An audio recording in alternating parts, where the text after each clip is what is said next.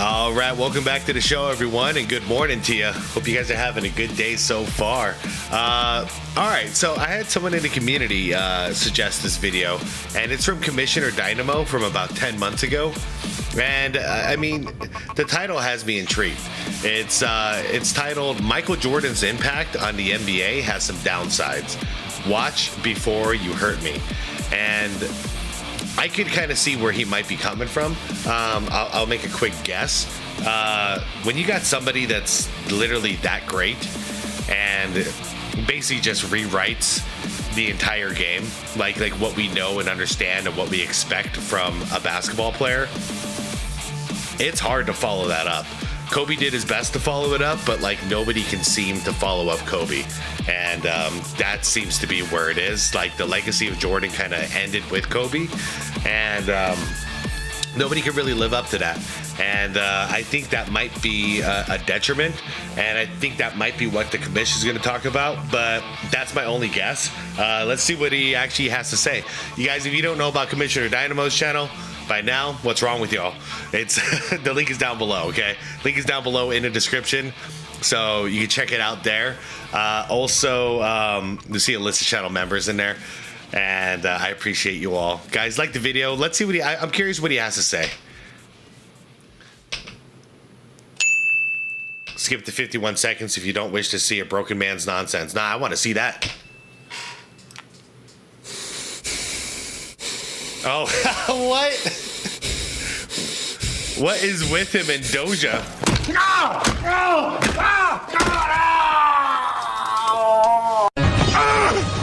It should have been me, not him.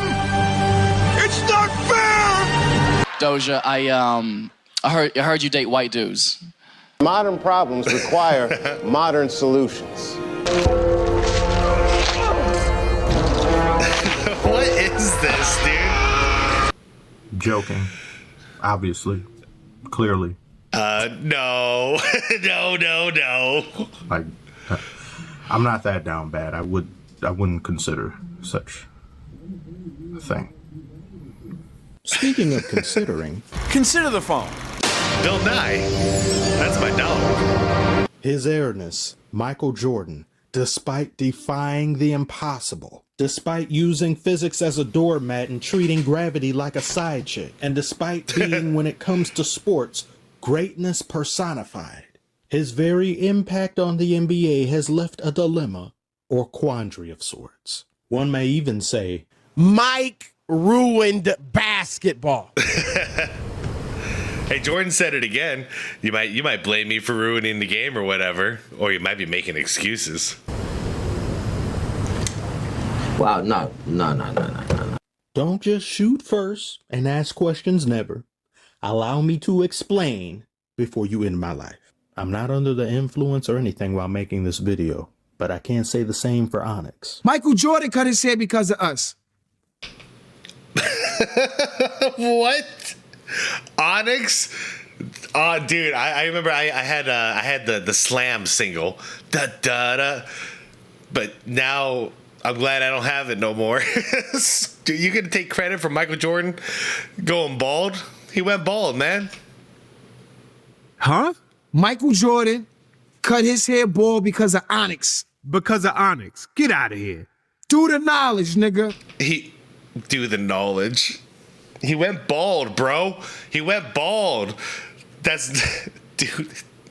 Do the knowledge. That's genetics, bro. A lot of you are probably staring at the screen with the same expression Jordan has right here. I'm not saying he ruined basketball. I'm saying one said that by the name of Scottie Pippen, who I refer to as Pip here on this channel because of his Pippin's foolish salty. and downright delusional exploits as of late. This is Scottie Pippen. I may go as far to say Mike ruined basketball. In the 80s, on the playgrounds, you'd have everyone moving the ball around, passing to help the team.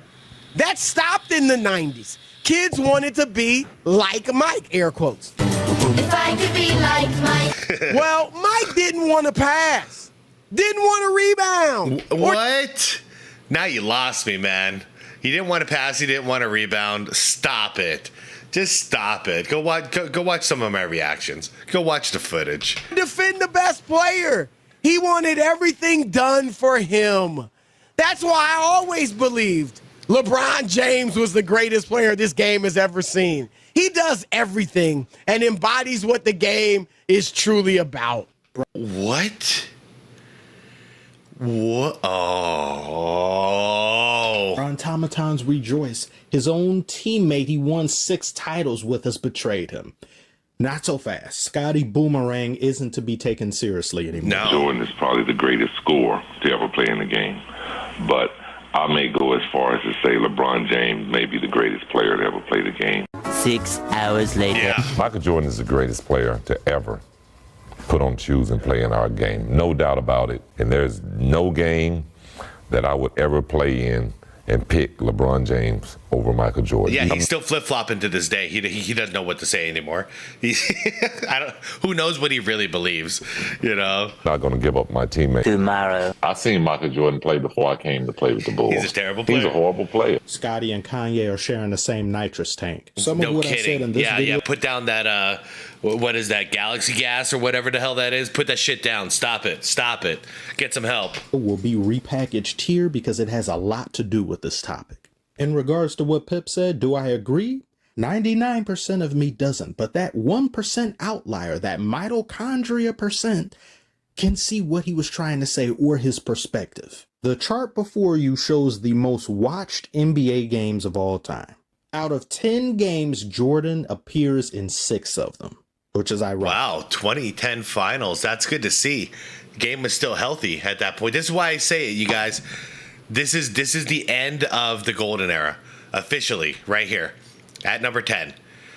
That was it. After that game 7, and the super teams started developing, it was over. Except for this. This destroys my argument, but it's only one. You got one instance past 2010 that's in here, so really it doesn't break the argument at all. But that was a big one. That's a big game. 87, 98, game 4. That's surprising. 88, 93, game 4. So Jordan, game 5. Let's just do this.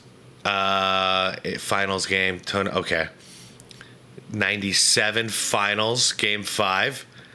It's MJ.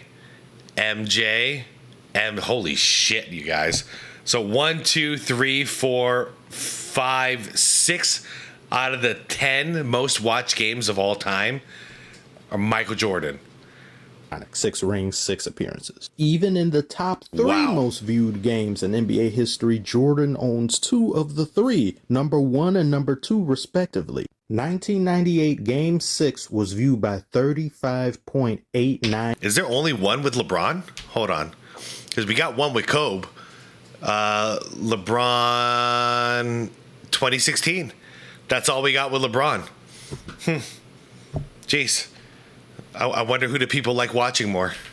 History, Jordan owns 2 of the 3, number 1 and number 2 respectively. 1998 Game 6 was viewed by 35.89 million people. 4 million more than tuned in to see the 2016 finals where LeBron and the Cavaliers came back against the winningest team in basketball history in the Warriors. Yep. Literally, Jordan left the NBA at its most healthy state it's ever been in, before and after. 3-1 in the finals, never before done. Let me doubly emphasize this for everyone. I don't think y'all know how crazy this is. It took the winningest team in basketball history in the Warriors, with the greatest shooter that people are calling greatest shooter anybody's ever seen in Curry, plus LeBron and his journey trying to be the greatest ever and win a ring for the city that has never won one in basketball. A rematch of the previous finals, in addition to the possibility of a potential 3-1 comeback in the finals, something that has never been done before in NBA history, which has culminated into a Game 7. This is an Oscar award-winning script, a Screen Actors Guild script. I don't care what anybody says. This is how a Game 6 with Jordan in it did better than this do or die Game 7. It's crazy, isn't it? Box office storytelling. Even with all of the aforementioned, this Shakespearean tale still falls short by over 4 million people to a Game 6 that happened over 20-some years ago. Yep. That is crazy. That's greatness. That's greatness. We all came to be entertained, and we were entertained. That's all there is to it. 4 million people more watched a Game 6 that didn't have the same level of stakes. All because of Michael Jordan's supposed last game, the last time people could bear witness to this man touching an NBA court. And the ratings haven't been the same since. Look at that dip. Damn. Right away. 29 million to 16 million. Then we're getting healthier. Probably Kobe Shaq Lakers. 2003. Wow, it really fell off. What happened in 03? 04, we're back. You're almost double. That's when we had like the super team in LA. 2005, Suns take over the league basically as far as viewership goes, but it's not a healthy thing. Still not healthy. Still not healthy. Huh. Wow. And then to go back to this, look at this. So this was Jordan. Jordan was here, and then Jordan left here. So he's gone now. So big giant dip. Jordan comes back at the end of the season here. So you got a bump. And then ever since Jordan came back, you got a bump all the way to the very top of the mountain. And then MJ sits right up here. He did all this. And then ever since then, what's the trend? Even worse than that. Just downhill. Fans left the arena and did not return. All because of one man not playing basketball anymore. Where did these fans go, you ask? They went to the bar. They went back home. They went about their day-to-day lives with the memory of Jordan permeating their very skulls. Yeah. You've got some sitting at the back. I honestly didn't. I don't think I watched any basketball in 1999 or 98, 99. I don't think I watched that season. Talking about games going on now, and they're saying, I don't really watch anymore after Jordan. There are millions of people like this out there. Yeah, I hear you guys in the comments. And you're missing out. There's so many great players. It's not just Jordan. You got Kobe, you got Tracy McGrady, you got Vince Carter. Nah, they're not Jordan. There's this kid from Akron. He's only 18. Yeah, I do feel like you guys missed out on 10 good years, though. The whole 2000s up till 2010 was actually a really good era. Going into the NBA, some say he may be the best 18-year-old in NBA. Years go by and those fairly young adults become old heads, and their kids who've become NBA fans themselves have grown quite tired of their bullshit. Everything you like pales in comparison to what I like. I know better, you don't. I've seen greatness, you haven't. Those same kids go on to become teenagers and young adults, and they begin a trend of lashing out at the previous generation, saying everything that you care about isn't really that good. We're far better. Everything I like has far more skill than what you guys had. And all it's funny. We got boomers or boomers, and then now we're my generation's being called old heads. See, I believe that we done with the 80s and 90s trend is a countermeasure to Jordan. Without him, that trend doesn't exist in the first place. And then there's ring culture. Wait, got y'all a championship, and MFers still ungrateful? Hey, it's just one. Hey, it's just one. Now, those of us... I don't like that. That's a Cleveland fan talking trash to Kyrie? I don't think so, man. That guy did his job. He got you to the championship. He did it. Without negative IQ like this guy and whatever guy was chirping with him have. Well, look at him. Guys, not every player is competing against Michael Jordan's legacy. There's only a couple of people, and normally it's because they threw themselves into conversation and said, I'm better than them. You know, I'm better than him. I'm the greatest of all time. Other than that, like, dude, we don't need to treat players like Kyrie Irving like shit because he's only got one championship. That's a great accomplishment. No one's ever trying to make an argument that he's the greatest of all time. He never once disrespected the greats, you know? So I don't like this. Oh, it's just one. It's just one. No, that's a big freaking deal. You know? Dirk getting one was a big deal. J. Kidd getting one was a big deal. You know, it's a great accomplishment. It's only if you're trying to say, I'm better. For the fool that he is. However, he represents a disturbing and ever-growing... Sorry, it's only if you're trying to say, I'm better than him. Then we got to go and be like, I don't think so. Then we start digging it all up. But if you just want to be a great player, yeah, man, dude, a championship is phenomenal. Not every player gets it. Demographic of zombies in the NBA fandom. In the Last Dance documentary, Jordan lamented at the time about how he was seen as a scorer and an amazing player, but not a champion. As amazing as he was playing, there were those who refused to put him in the same criteria as a Larry Bird or a Magic Johnson. Understandably so, you haven't obtained a ring yet to be in a conversation with those two greats. Yep. And it was only after winning a championship that he felt legitimized and the weight was off his shoulders. But he was looking at it from the perspective of championdom of all time. You win one ring, you're a champion forever. Yeah. That was the way most looked at it at the time. I believe that's the correct way to look at it. It is, 100%. However, post-Jordan, winning one doesn't mean what it used to mean.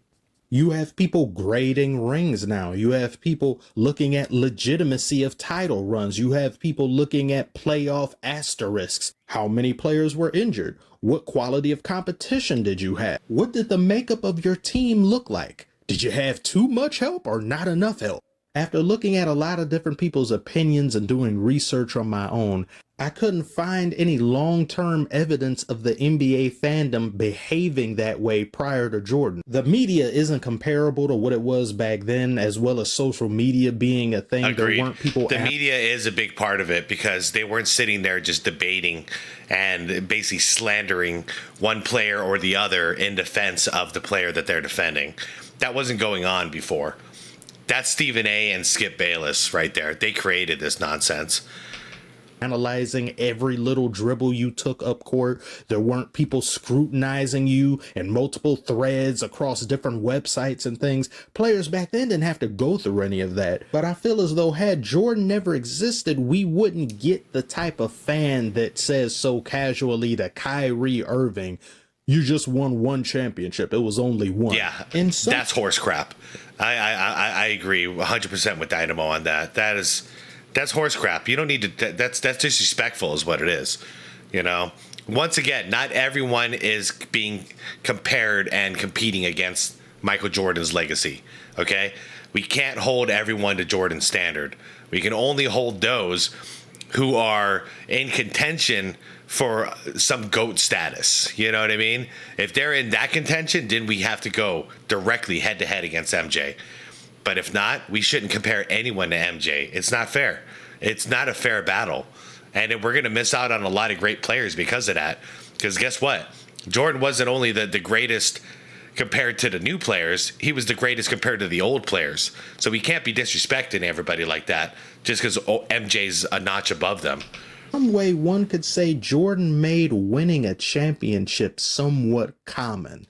As ridiculous as that is to believe, that's just how much winning he was doing, to where on some level, I believe some people became a little bit numb. And if a player fails to attain multiple rings within a certain time period... Yeah, see, that's where I think I might be different than a lot of people, because Dirk's won. I feel like that's a wonderful, amazing accomplishment. Giannis getting one, that's a hell of an accomplishment. Isaiah Thomas, Joe Dumars, and the Pistons getting two, awesome. Not everyone can get 5, 4, 6, you know, like 11. Not everybody is going to be able to do that. I like the one-offs, you know. Hakeem getting 2, I think that's awesome. While also being the primary force of their team, their ring is seen as a one-off, something that was lucky, happenstance. And that's I don't see it that way. Now, when we look at the NBA itself, what did Jordan do that no other player had before him? He was basically, in my opinion, the quintessential I-in-team player. He was, give me the ball, I will go 1-on-5 if necessary. He was the quintessential NBA team housed in one player. Yeah, but he didn't start out that way, and he didn't win that way. He started out his career like that, But then when he was winning, he was a team player. He moved the ball around. He only scored about 30 points a game. And he wasn't going out there trying to score like 60 a game or anything like that, even though he would when he needed to. But I've reacted to plenty of Jordan stuff here. The first half, he usually takes it easy, and he's getting his whole team involved. Second half, he fills in the gaps with his scoring. But outside of that, I mean, that's just him being a closer, in my opinion. At least he made you think he was that damn good. There was no other player previous or to this day that embodies that type of mentality or feeling than a Jordan. Except the late, great Kobe, of course. But without Jordan, you don't get Kobe. Yep, Prior to that, 100%. Centers were basically all the rage. You play through centers, you give the ball to the point guard, he dishes it to some of the other players, but center was the focus. Jordan dunked on centers. He said, "I break that giraffe's neck, better move him." There were players like Dr. J and some others that were dunking and high flyers, but none of them equated to a Jordan. He, by his existence alone, single-handedly upset the established order of the NBA. Yeah. Prior to him getting drafted and when he was drafted. He got drafted as low as he did because they were seeking centers. And you had, I believe, the Trailblazers, one of their execs said, draft Jordan at center. He's that good. Yeah. They need a center. So like, okay, no. That would not happen today. Someone like a Jordan is getting drafted number one. It doesn't matter what happens. I don't care. He made the game smaller. He showed that smaller guys can be as dynamic, if not more, than a center. Yep. Not that there hadn't been shorter players that weren't centers before him. Yeah, but they never dominated like this. Magic, a Larry Bird, an Isaiah Thomas, but none of them transcended the sport. I mean, Magic was what, 6'9"? Bird was like 6'8", I think. I mean, yeah, I don't know if I call them smaller, but they're definitely not 7-footers. Like he did. And after Jordan, even while he was still in the league, you had scouts fan out across the nation looking for dynamic, smaller guys. These teams are trying to find the next Jordan-esque player. Yep. You get an Allen Iverson when you get him in the draft, and he probably doesn't go as high in the draft if not for a Jordan existing previously. Agreed. And then you get the Jordan clones who grew up watching Jordan, who tailored their game after him. The Vince Carters of the world, the Tracy McGrady's, and the Kobe's. Yeah, the Jason then Richardson. You get the Dwayne Wades. Now you get the LeBrons. You get all of these people who are seen as the guy on the team. Move out the way, give me the ball. Prior to that, NBA and LeBron's never been that guy, but the other guys he listed, I'm pretty sure, yeah. Basketball wasn't like that. Everyone was always wanting to be the star. That's not true, though. Larry Bird is still, in my opinion, the most clutch basketball player of all time. His philosophy with the last shot was give me the damn ball, get out of the way. I think, in fact, Jordan learned that from Bird. Now, I can't really list any other star like that, but I wouldn't say Jordan started this. He took that mantle from Bird. I'm trying to think of anybody else. I can't. It's Bird. Or somebody to make the last second shot and be the dude. But once Jordan came around, it legitimized that style of play. It legitimized selfishness. Jordan himself was somewhat selfish and had to learn to trust his teammates and pass the ball. But this, of course, was due in part to him being the focal point of his team's offense. If he isn't getting 30-something damn near triple doubles, they lose the game. Yep. So what do you expect him to do but hold the ball and be somewhat selfish? We'll lose if I'm not. Once Phil Jackson came along, he said, the ball is not always going to be in your hands in the final seconds of the game. Sometimes it'll be Kerr. Sometimes it'll be Paxson. Maybe it'll be Pippen. Deal with it. Jordan had a hard time learning that, but it made him a better player. Unfortunately, a lot of kids who grew up saw this and just adopted the negative tendencies of that and brought it into their play. Why learn fundamentals when I could just dunk over everyone and rely on my athleticism? But once my athleticism starts to wane in my older years, once I pass 30, 31, 32, oops, I don't know how to adjust. Now you're stuck on the bench. I don't want to go on the bench. Too bad. You didn't learn anything other than dunking on people. So on one hand, you have the fans that tuned out of the NBA once Jordan left. They left as well. And then you have the kids who molded their play and watching him play, adopted some of the things that he did and incorporated it into their own toolkit. Like Kobe Bryant. So once they entered the NBA, they were highly sought after.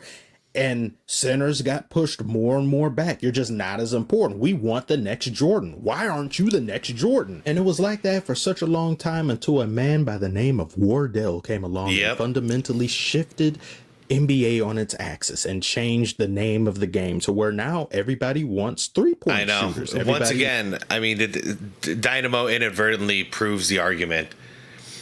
Greatness. People emulated Jordan for all these years, and they still are. Some still are. Look at Ant-Man. But it was never, let's find the next LeBron. It was always, let's find the next Jordan. And then the next player like that was, let's find the next Steph. Okay?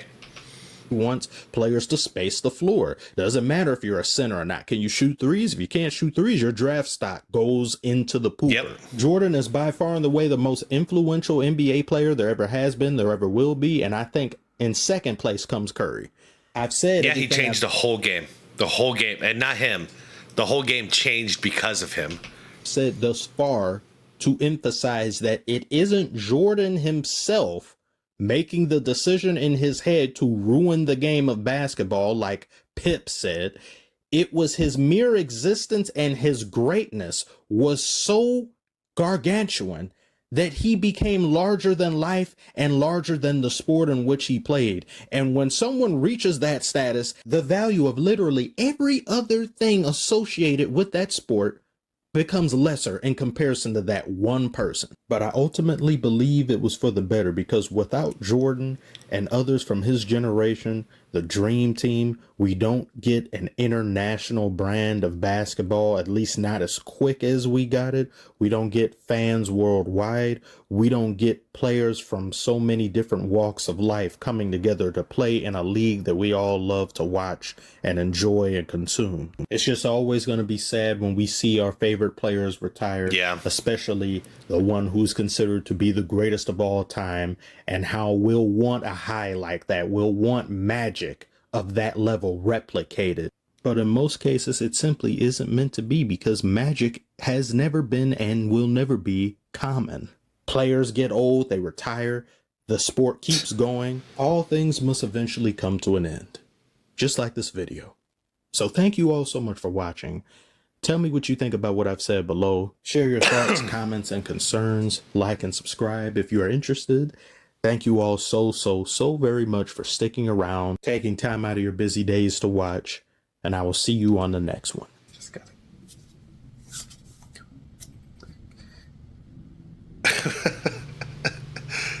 What are you doing, man? Bye-bye. Okay. I thought it was a good video. It was a good video. What to say about it? I mean, I don't know. Okay, Jordan obviously did change the game. He didn't change the game because he was trying to change the game. It's almost like it's like technology. You know, we think we understand how music is going to be played. For instance, it's on a record. Then no, it's on a cassette. Oh, now it's digital. It's on a CD. You know, and then all of a sudden, no, it's all digital. We got them on an iPod, right? There's steps in evolution towards things, you know, towards what we eventually get to a standstill point, which, you know, for instance, music, it's hit a standstill for about 15 years now. You know, it hit the digital form, and then now we're still in the digital form, and it's just a matter of which device are you playing it from. It's all digital, right? So that was a long evolution to get there. Basketball is no different. Add one evolution to the next, to the next, to the next. Jordan just put it over the edge where it was like, that defined what winning looks like now. That defined, he basically rewrote, inadvertently, what a basketball player should look like, sound like, and be able to do. That was Jordan. You know, Jordan did it just by being himself, just by being great. And that basically redefined the entire thing of what a basketball player is. Prior to that, we had guys like Magic and Magic, Bird, Julius Erving, guys like that, Kareem, Wilt, Russell, all those guys, you know, Jerry West, like redefining what we know. But once it hit Jordan's point, that's it. Like this is it. You got to be as good as this, or else, we've seen it before. You know what I mean?